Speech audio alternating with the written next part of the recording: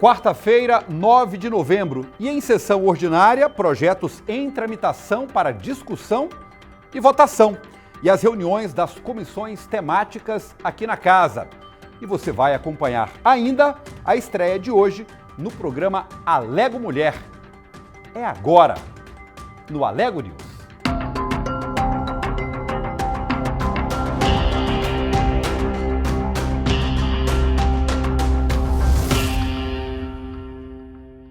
Boa noite. Na tarde desta quarta-feira, a Comissão de Tributação, Finanças e Orçamento recebeu em audiência pública a prestação de contas do terceiro quadrimestre de 2022. Aconteceu nesta quarta-feira a reunião da Comissão de Tributação, Finanças e Orçamento da Casa, que recebeu o secretário de Saúde do Estado de Goiás, Sandro Rogério Rodrigues, para prestar contas referentes ao terceiro quadrimestre de 2021. Quero agradecer a presença do nosso secretário, Sandro Rodrigues, toda a sua equipe aí que acompanha, e eu passo a palavra ao secretário para fazer a sua apresentação. O secretário apresentou o relatório para os deputados presentes e, ao final da apresentação, o deputado Coronel Adailton fez um questionamento em relação à regulação de saúde. Nós precisamos resolver Anápolis e Aparecida. Como é que está o encaminhamento nesse rumo aí da regulação? Toda a argumentação técnica específica para isso a gente já tem. A gente só está organizando agora para entrar nessa discussão específica, porque os municípios, a princípio, não vão querer ceder isso para o Estado. Mas, numa perspectiva de negociação, de entendimento de tudo isso, a lógica é que isso aconteça de uma forma até harmônica, justamente porque melhora até o próprio acesso para o cidadão de Anápolis, por exemplo. O secretário falou das principais realizações em relação às melhorias da saúde pública estadual e sobre os desafios enfrentados. Esse retorno, uma necessidade de fazer mais cirurgias eletivas pelo tempo de represamento, por cuidar melhor daquelas pessoas que ficaram em casa e que deixaram de fazer a sua consulta ambulatorial. Esse talvez seja o maior desafio que a gente tem ainda, porque isso é contínuo. Questionado sobre o planejamento da saúde de Goiás para o próximo ano, Sandro falou sobre a continuidade da regionalização da saúde e finalizou falando sobre o principal legado que será deixado para a saúde dos goianos, em sua opinião. Um período de pandemia, que está envolvido nesses 3 anos e 6 meses, pelo menos, a gente trabalhou com a implantação de 7 hospitais e de 6 policlínicas. E não foi no município de Goiânia, ou na região metropolitana, foi espalhado pelo estado como um todo.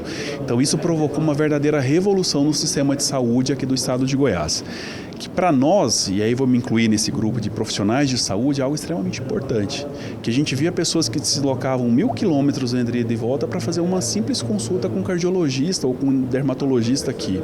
Hoje a lógica é que isso aconteça mais próximo das pessoas. 26 projetos de autoria parlamentar na ordem do dia, na sessão ordinária híbrida desta quarta-feira. Confira os destaques na reportagem. Na sessão ordinária desta quarta-feira, 35 deputados marcaram presença. Na apresentação de matérias, 2 deputados apresentaram projetos de lei e requerimentos à mesa diretora.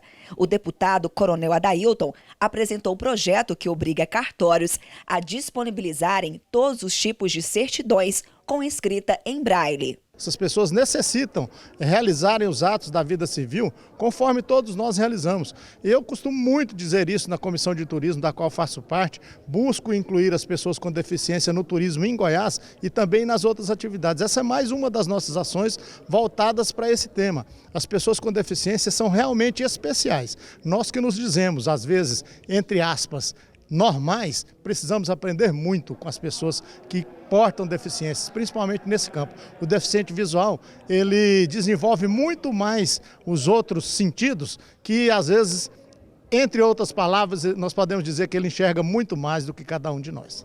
Na ordem do dia, por unanimidade, o plenário aprovou em segunda votação o projeto de lei de autoria do deputado delegado Eduardo Prado.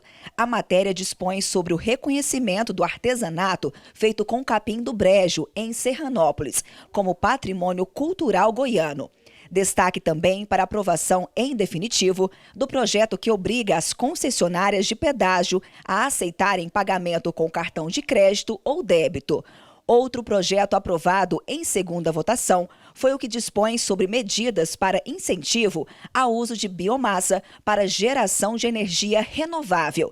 Já em primeira votação, destaque para a aprovação do projeto do deputado Paulo Trabalho, que regula o pagamento da remuneração dos serviços de assistência jurídica e de defensoria. Muitos advogados, que fazem essa prestação de serviço para aquelas pessoas que não têm condição, mas por muitas vezes elas demoram cerca de 6 meses, 1 ano ou até mais para receber a sua remuneração devida.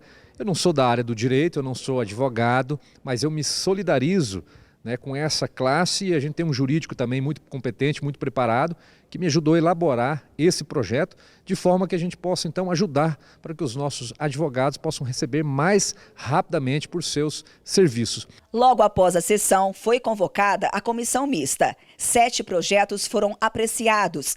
4 receberam pedidos de vista. Dentre eles, a matéria que altera a lei orgânica do Ministério Público, criando cargos de comissão.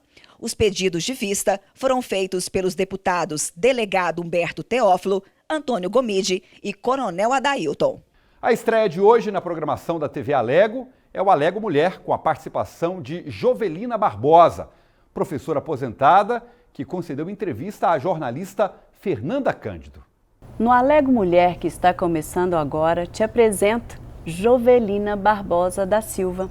Ela que é nascida em Taguatinga, que antes era Goiás, agora Tocantins, veio para Goiânia através dos pais, que sempre buscando o ensino, já direcionaram toda a família nessa questão da educação. Jovelina Barbosa da Silva, muitíssimo obrigada pela sua participação aqui hoje com a gente. Eu que agradeço de estar aqui com você. É muito bom a gente poder trazer hoje alguém que se dedicou tanto à educação. E vou aqui citar o nome dos pais. Filha de Antônio Barbosa das Neves e Idalina Rodrigues Barbosa, que tiveram 9 filhos. E com o propósito de educá-los, vieram para a capital. Como é que foi essa vinda para a capital, com essa ideia de educar os filhos? O que seus pais repassaram essa ideia da educação para vocês?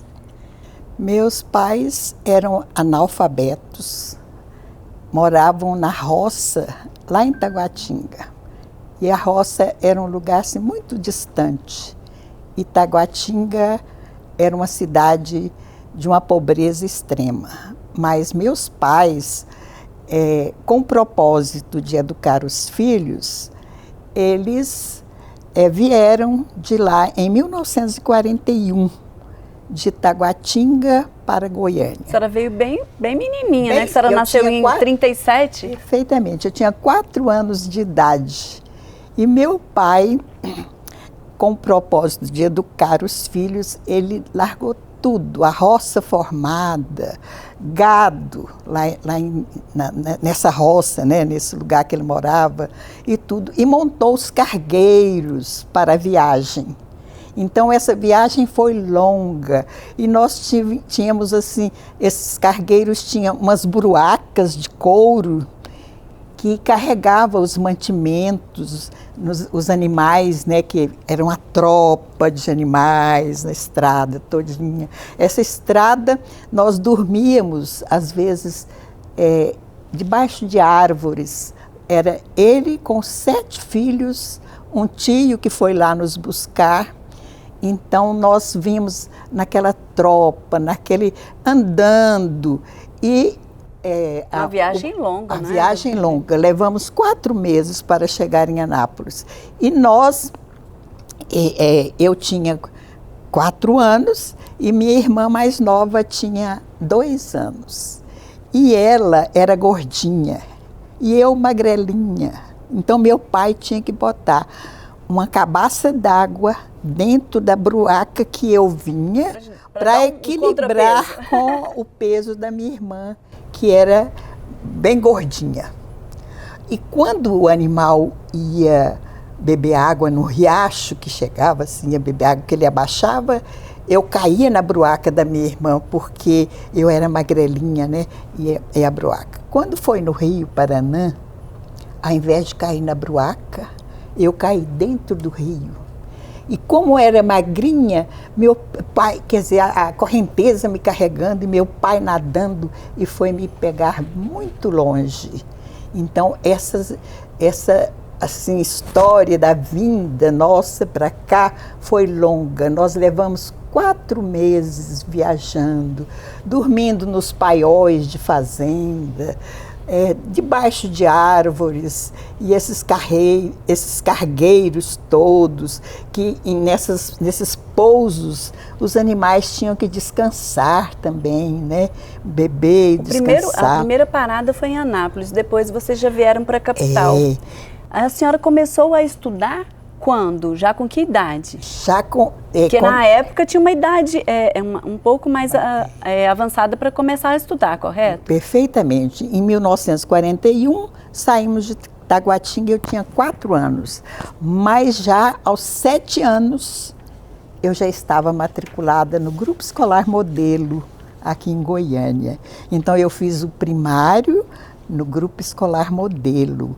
E, naquela época, o ensino de 1º grau tinha o primário, que era de 1ª a 4ª série, e depois de 5ª a 8ª série era o ginásio.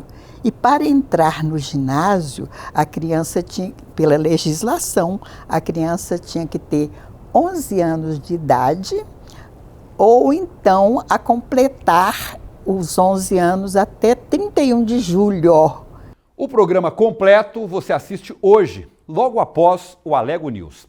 Iniciativa do deputado Cláudio Meirelles, projeto de lei trata do uso de lacre inviolável nas embalagens de alimento entregues a domicílio. Um projeto de lei que trata sobre o uso de lacre inviolável nas embalagens de alimentos que são entregues em domicílio. A matéria é do deputado Cláudio Meirelles e já está aprovada em primeira votação.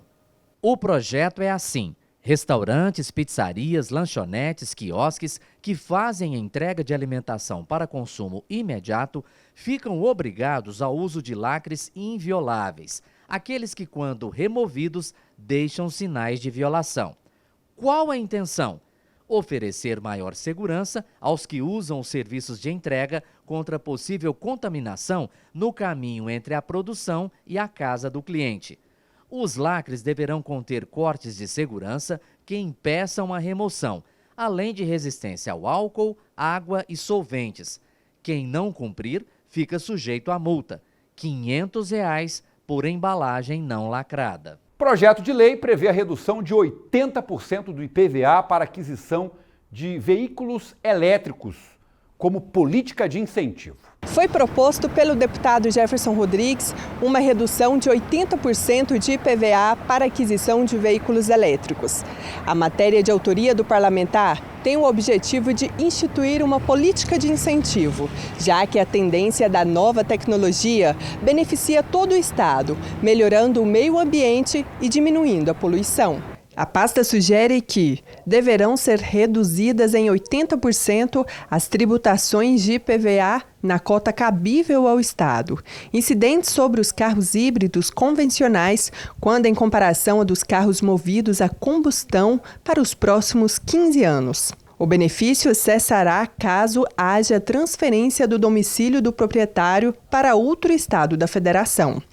O governo do estado fica autorizado a criar linhas de crédito proprietárias para incentivo à produção e à aquisição de veículos movidos a propulsão elétrica, hidrogenação e híbridos. Além disso, o deputado sugere ainda que o IPVA incidente seja isento na data da primeira aquisição do veículo novo por consumidor final, desde que adquirido de revendedor localizado em Goiás. Proposta de autoria do deputado Paulo César Martins quer instituir o selo Escola Amiga da Educação Inclusiva. O selo será destinado às unidades de ensino da educação básica das redes estadual e privada do estado de Goiás, que adotem medidas para a implantação de sistema educacional inclusivo de pessoas com deficiência.